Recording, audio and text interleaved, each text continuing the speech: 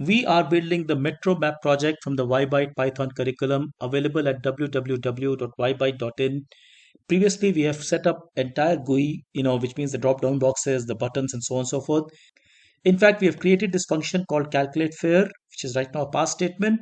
This is the command that will run when I click this calculate fare. So now in this video, we'll see how we can fill this up for, let's say, just one line. In fact, the process is very, very logical. Let's go through this in a step-by-step manner. Remember, my two stations that I'm interested in are coming from these two drop-down boxes, the start and stop, and they are connected with these two stringware, objects, start station and stop station. So the first thing that I'm going to do when I click on this calculate, I'm going to pull out what is it inside these boxes. So I'm just going to use two regular variables. I just call say start station dot get. Now get is supported by the string var, so basically it's saying that okay, look, this start station contains what was from the drop down menu, please pass it back to me as a regular Python string.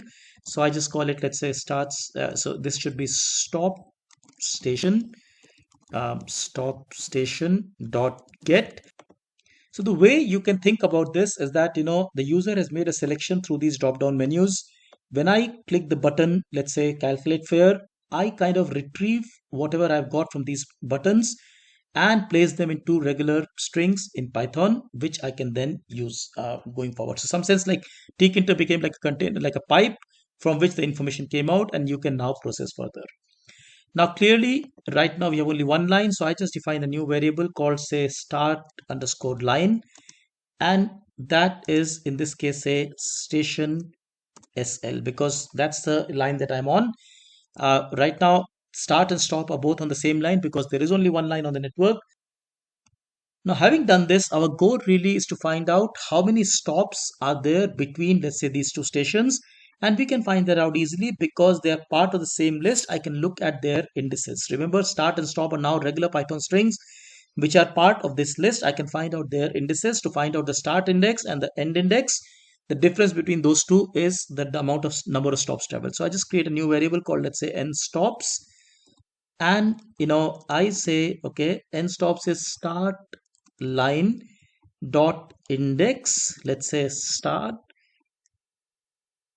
let's say maybe stop, we'll see, it doesn't really matter actually, minus, let's say, start line dot index, say start. So this is basically saying okay, look, if I start, let's say for example at sprite land which is 0, whose index is 0, and I go until say my blocks whose index is 6, I must have traveled 6 stations, and that's indeed correct. 1 2 3 4 5 6.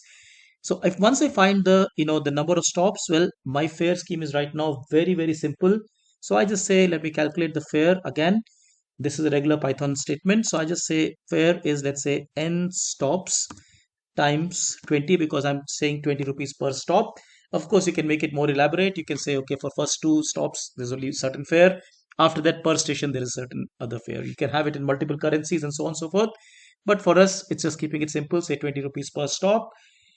Now I want to display this fare inside the label over here. So I go and say my label is called, let me go and check. It's called fare label. So I go and say, well, fare label dot configure.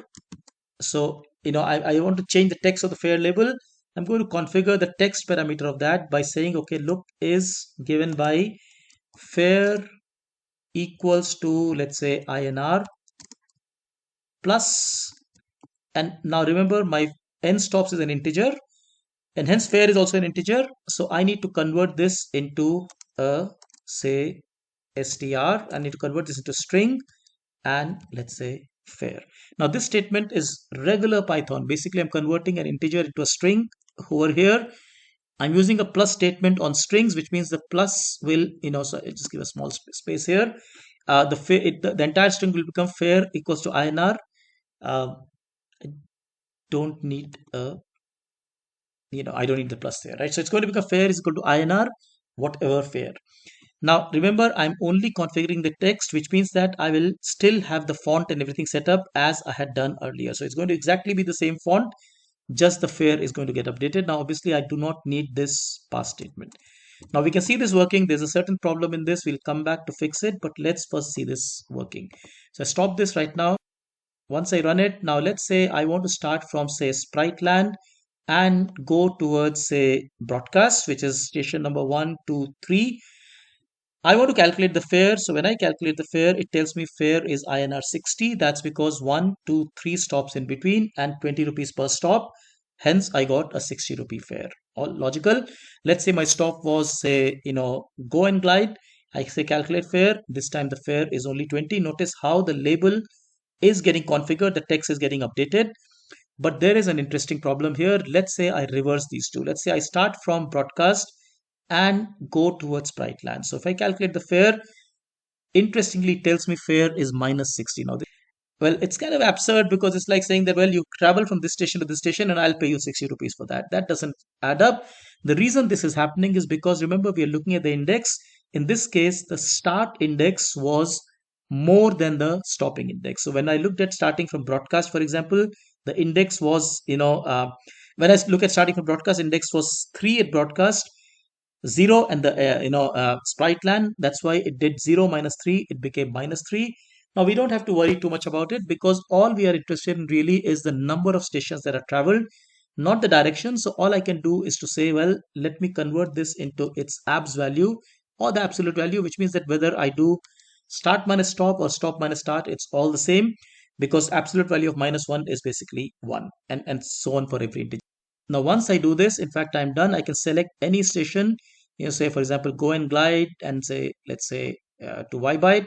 I calculate fare, it's 60 rupees. Well, because from go and glide, I've got to go 1, 2, 3, and I pay, say, 60 rupees for this. In fact, now you can try any station to any station. It will be fine. So let's just try, let's say from, my blocks to say go and glide. If I say want to come back this way, it tells me 100 rupees fare. Well, that's because 1, 2, 3, 4, 5, 5 stations, and hence the fare is 100 rupees.